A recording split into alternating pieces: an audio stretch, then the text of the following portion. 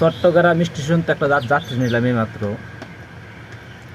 যাত্রী বলতেছে বাইজিৎ ভাই যাবেন, আমি বলছি হ্যাঁ যাবো। কত? 200 টাকা। 200 টাকা ভাড়া নিছি। বাইজিৎ যাওয়ার পরে বলতেছি ভাই বাইজিৎ যাচ্ছে কোন জায়গায় নামবেন? কয় ভাই বাইজিৎ মিমি সুপার মার্কেট নামো। তো বাইজিৎ মিমি সুপার মার্কেট বাইজিৎ নাই, আছে নাসিরাবাদ মিমি সুপার মার্কেট। সে বলতেছে হ্যাঁ বাইজিৎ মিমি সুপার মার্কেট। তো মানুষকে জিজ্ঞেস করলাম নাই। তো আমি মিমি সুপার মার্কেট আছেই একটা।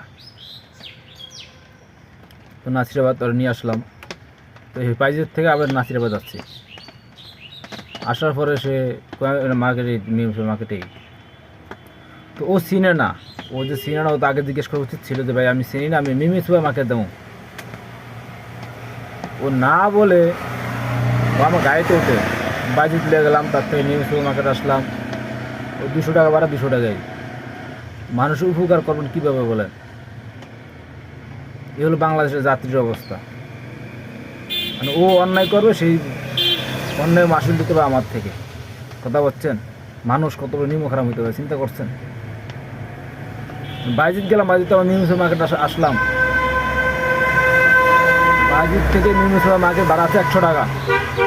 তোমাকে আমার গাড়ি ভাড়া দিল না। তো ভুল করছে, সেই ভুলের সাদা আমারটা পাইতে হইলো আর কি। হায়রে বাঙালি।